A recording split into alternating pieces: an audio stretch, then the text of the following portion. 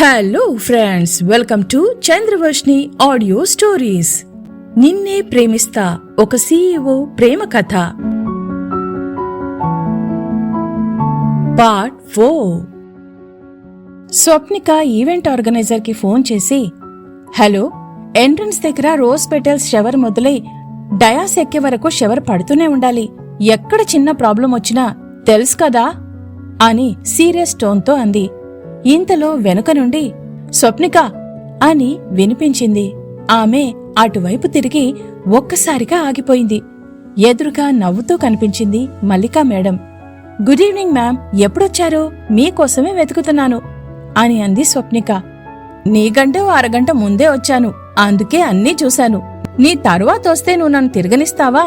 అన్నీ ఇక్కడే చెప్పేసి కూర్చోబెడతావు అని నవ్వుతూ ఆమె భుజం పైన ప్రేమగా చేయివేసింది మల్లికా మేడం. వెంటనే ఆమె సిగ్గుపడుతూ, ఏర్పాట్లన్నీ ఎలా ఉన్నాయి మ్యామ్ అని కొంచెం టెన్షన్గా అడిగింది స్వప్నిక. దానికి ఆమె చిన్నగా నవ్వి, వెల్ డన్ మై ఏంజెల్, నువ్వు చేశాక ఆ పని పర్ఫెక్ట్గా ఉంటుంది. అప్పటి నుండి నిన్ను నేను చూస్తూనే ఉన్నాను. కాళ్లకు చక్రాలు కట్టుకున్న దానిలా తిరుగుతూ ఉన్నావు. రా, అలా కూర్చుందాం అని అంది Mallika madam. Thank you ma'am అని ఆమె వెనుకే వెళ్ళింది స్వప్నిక. ఇద్దరు వెళ్లి అక్కడ ఉన్న కుర్చీల్లో కూర్చున్నారు. మల్లిక ఆ కంపెనీ గురించి చెప్పడం మొదలుపెట్టింది. అసలు ఈ SNS అనే బ్యూటీ ప్రోడక్ట్ కంపెనీ ఎప్పుడో మొదలుపెట్టారు. అది కరెక్ట్గా ఎవరో తెలీదు, కానీ 30 years బ్యాక్ ఈ కంపెనీని ముంబై వాళ్లు ఎవరో కొనుక్కున్నారు. ఆ తరువాత ఈ కంపెనీ చేతులు మారుతూ 6 years బ్యాక్ మా వాడి చేతిలోకి వచ్చింది. వాడు ఒక 2 years లోనే చాలా చేంజెస్ చేసి ఇప్పుడు రేంజ్లో డెవలప్మెంట్ చూపించాడు. ఇక లాస్ట్ 2 years నుండి రింకిల్స్, అదే ఈ ముఖంపై వచ్చే ముడతలకు ఓ కొత్త ప్రోడక్ట్ గురించి రీసెర్చ్ చేసి దీన్ని మార్కెట్లో లాంచ్ చేస్తున్నాడు. 3 years నుండి మన కంపెనీలో ఏం జరుగుతుందో నీకు తెలిసిందే అని ఊపిరి పీల్చుకుంది మల్లికా మేడం. ఇంతలో అటువైపు వచ్చిన వెయిటర్ని పిలిచి వాటర్ తెప్పించుకుని గటగటా తాగింది మల్లికా మేడం. అప్పుడే బయటేదో హడావిడి వినిపించింది. అతనొచ్చాడేమో, నేను రిసీవ్ చేసుకుంటాను. స్వప్నిక, ఆ యాంకర్ రెడీగా ఉందేమో ఒకసారి చూడు అని చెప్పి అక్కడి నుండి వెళ్లిపోయింది మల్లికా మేడం. స్వప్నిక యాంకర్ దగ్గరికి వెళ్లి ఆమెను రెడీగా ఉండమని చెప్పింది. తరువాత అక్కడి నుండి ఫ్రెష్ అవుదామని రెస్ట్ రూంలోకి వెళ్ళింది. ఆమె అద్దంలో తన ఫేస్ ని చూసుకుని కొంచెం టచ్అప్ చేసుకుని బొట్టు సరిచేసుకుంది. ఒకసారి మీద నుండి కింది వరకు చూసుకుని ఫాస్ట్గా బయటకొచ్చింది. ముందుకు అడుగు వేస్తూ ఎదురుగా ఎవరికో డాష్ ఇచ్చి కింద పడబోయింది స్వప్నిక. కింద పడకుండా ఆమెను 2 బలమైన చేతులు పట్టుకున్నాయి. భయంతో కళ్ళు మూసుకున్న స్వప్నిక సపోర్ట్ దొరకగానే అతన్ని గట్టిగా పట్టుకుంది. అతని గుండె చప్పుడు ఆమె చెవిలో వినిపించింది. అతన్ని పట్టుకుని ఉండటంతో స్వప్నిక గుండె ఎంత వేగంగా కొట్టుకుంటుందో అతనికి తెలుస్తూనే ఉంది. తేరుకునేంతలో కరెంట్ ట్రిప్ అయింది. ఆమె నిద్రావస్థలోకి జారిపోయినట్టనిపించింది. అదే స్పర్శ, అవే చేతులు, అదే ఫ్రాగ్రెన్స్. ఒక్క క్షణం పరవశంగా కళ్ళు మూసుకున్న స్వప్నిక చేతులు అతని వీపును చుట్టుకున్నాయి. అతను ఆమె బుగ్గలపై ఒక చేత్తో తడుతూ సరిగ్గా నిలబెట్టాడు. ఇంతలో కరెంటొచ్చింది. ఒకరినొకరు చూసుకుని షాక్ అయ్యారు. నువ్వా అని కోపంగా అంది స్వప్నిక. ఎదురుగా విజయ్ ఇంకా అతని కౌగిలిలో తనుండటం చూసి విడిపించుకోవాలని చూసింది. ఆమె ఉదయం కంటే ఇంకా అందంగా ఉంది. అతను పట్టు మరింత బిగించాడు. ఈ పిచ్చిది ఇక్కడ మళ్లీ తగులుకుందేంటి అని సీరియస్గా ఆలోచిస్తూ, ఏంటి నువ్వు ఎక్కడ పడితే అక్కడ ఇలా ప్రత్యక్షమైతే ఎలా? మాటి మాటికి నా దారికి అడ్డొస్తున్నావు. నీకు వేరే పనేం లేదా అని వెటకారంగా అన్నాడు విజయ్.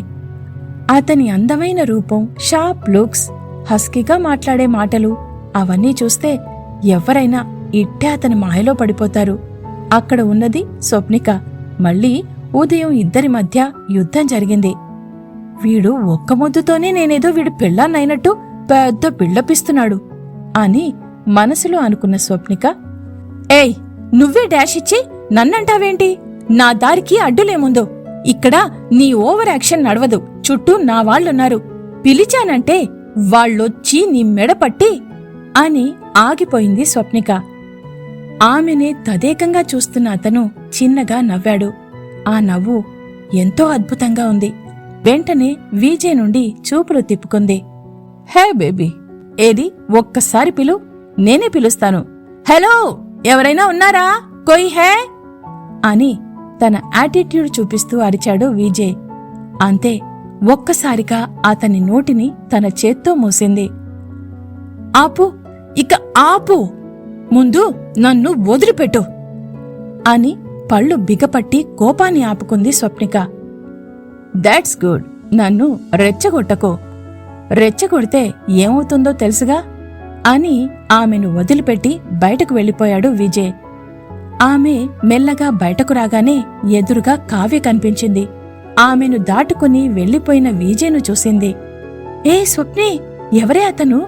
ఎంత అందంగా ఉన్నాడే, కొంపదీసే నీ బాయ్ ఫ్రెండా ఏంటి అని అడిగింది కావ్య. చనోర్మి, ఎప్పుడు వెదవగోల అని కోపంగా అంది స్వప్నిక. అయినా ఎటెల్లావే, అక్కడ నీకోసం అందరూ వెయిట్ చేస్తున్నారు, పద అని అంది కావ్య. మళ్ళీ స్వప్నిక ఫేస్ చూసిన కావ్య, ఏమైందే, నీ మొహం ఎర్రగా మారింది అని ఆశ్చర్యంగా అడిగింది కావ్య. వెంటనే ఆమె కొంచెం ఇబ్బందిగా ఫీలవుతూ, అబ్బా, ఎప్పుడు నీ చూపులు నా ఫేస్ పైనే ఉంటాయి అని విసుక్కుంది స్వప్నిక. అక్కడ్నుండి గబగబా తన సీటు దగ్గరికి వెళ్లిన స్వప్నికను అక్కడే ఉన్న మల్లిక మేడం తన దగ్గరికి రమ్మని పిలిచింది. వెళ్లి ఆమె పక్కన కూచోగా ఇంతలో ప్రోగ్రాం స్టార్ట్ అయింది. యాంకర్ చాలా చక్కగా కంపెనీ గురించి ఇన్ఫర్మేషన్ చెప్తూ మధ్య మధ్యలో జోకులు వేస్తూ మాట్లాడింది. ఆ యాంకర్ నవ్వుతూ, ఇప్పుడు మన డైనమిక్ లేడీ మల్లికామూర్తి గారు మాట్లాడతారు. Welcome ma'am, please come on to the dais అని అనౌన్స్ చేసింది. ఒక్కసారిగా ఆ హాల్ అంతా చప్పట్లతో నిండిపోయింది. మల్లిక మేడం హూందాగా డయాస్ పైకి వెళ్ళింది. మైక్ పట్టుకున్న మల్లిక మేడం చిన్నగా నవ్వి, ఇంత అందంగా ఉన్నావు, స్పాంటేనియస్ గా మాట్లాడుతున్నావు, ఇంకా దేనెందుకమ్మా అని అంది మల్లిక మేడం. దానికి యాంకర్ కూడా నవ్వి, అక్కడే ఉంది అసలు విషయం. అందం అనేది ఆడవాళ్ల సొంతం. అలాంటి అందం మగవారికి ఉండటం చాలా తక్కువ.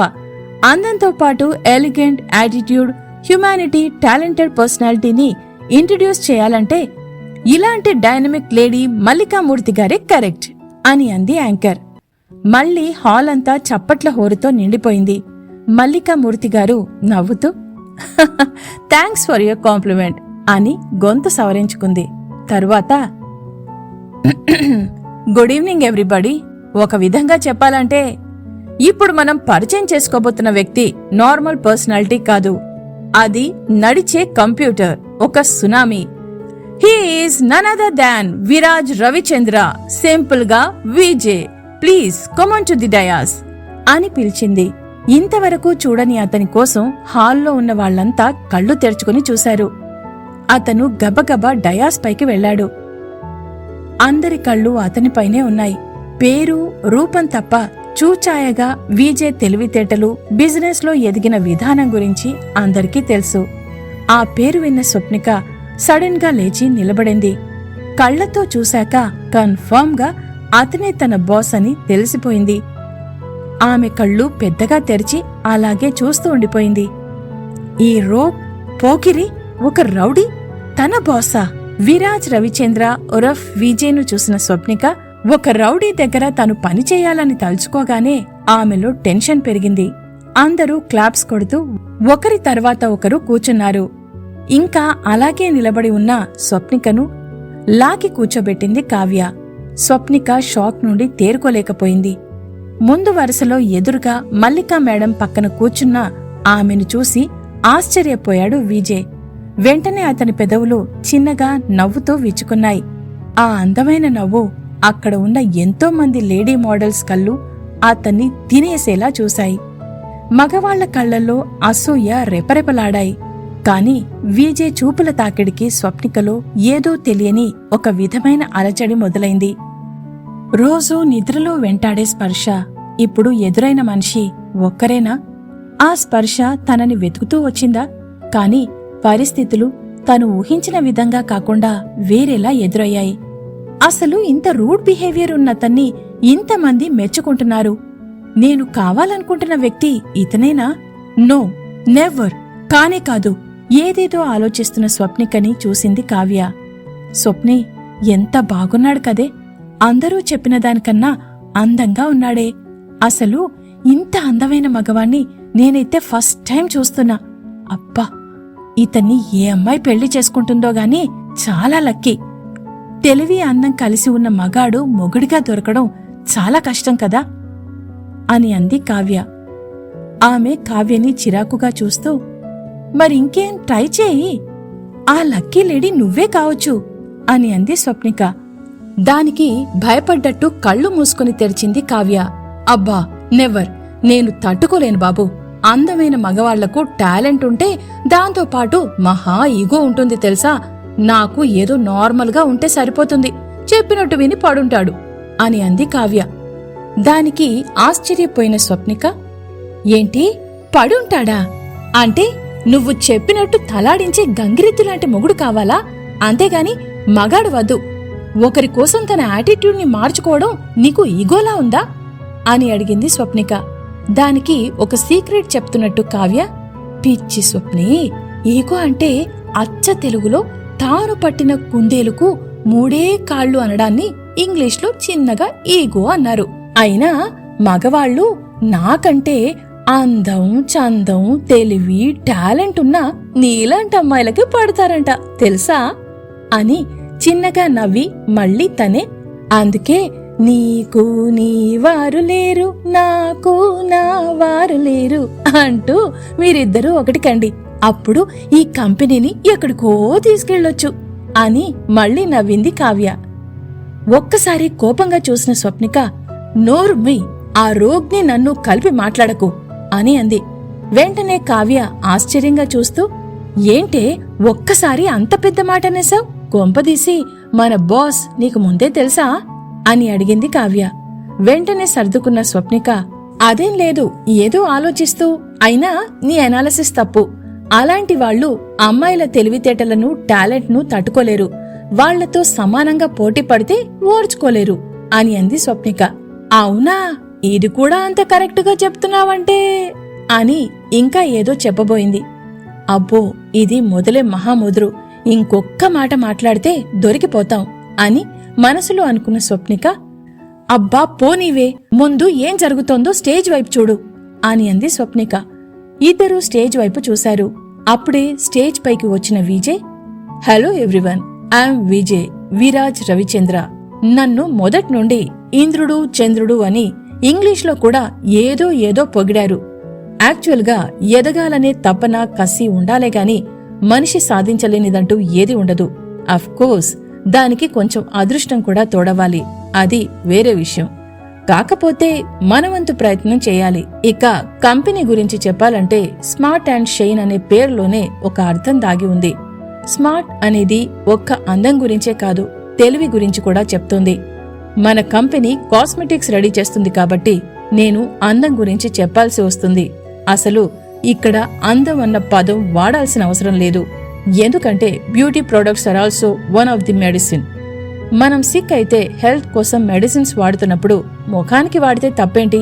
కళ్ళ చుట్టూ డార్క్ సర్కిల్స్, పింపుల్స్, పిగ్మెంటేషన్, ముడతలు అనేవి రాకుండా మెయింటైన్ చేయడానికి, వచ్చిన వాటిని రెడ్యూస్ చేయడానికి మెడిసిన్ అవసరం.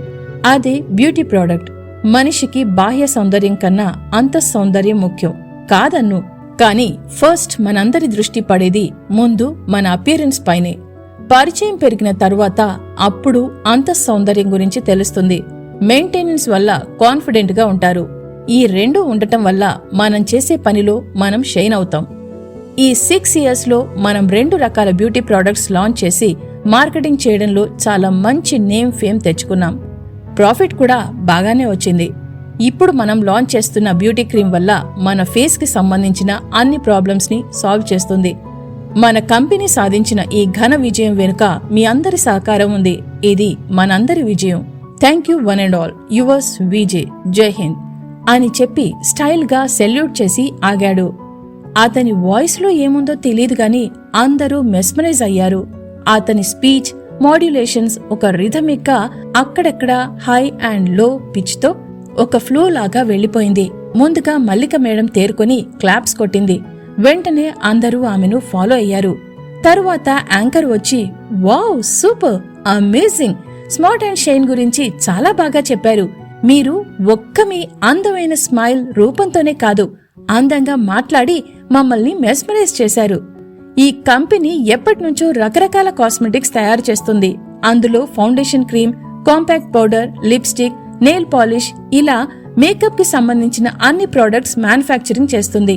విజయ్ గారు hair fall control, hair growth కి 6 months కిందట ఒక ఆయిల్ తయారీకి శ్రీకారం చుట్టి ఇప్పుడు బ్యూటీ ప్రొడక్ట్స్ ఇండస్ట్రీలో అతన్ని మించిన వాళ్లు లేరని పేరు తెచ్చుకున్నారు. విరాజ్ రవిచంద్ర గారు ఈ కంపెనీకి బ్రాండ్ అంబాసిడర్ గా ఎవరిని ఇంట్రడ్యూస్ చేస్తారో చూద్దాం.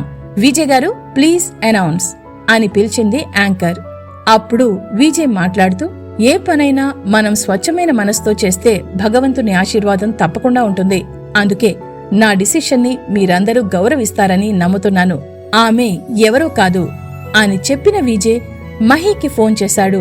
అప్పుడే అక్కడికి మహీ ఒకరిని తీసుకునొచ్చాడు. అంతే, అది చూసి అందరూ అవాక్కయ్యారు. ఇంతకీ మహీ ఎవరిని తీసుకునొచ్చాడు? అందరూ ఎందుకు అవాక్కయ్యారు? ఇది తెలుసుకోవాలంటే నెక్స్ట్ ఎపిసోడ్ వినాల్సిందే. Stay tune to Chandravarshini audios.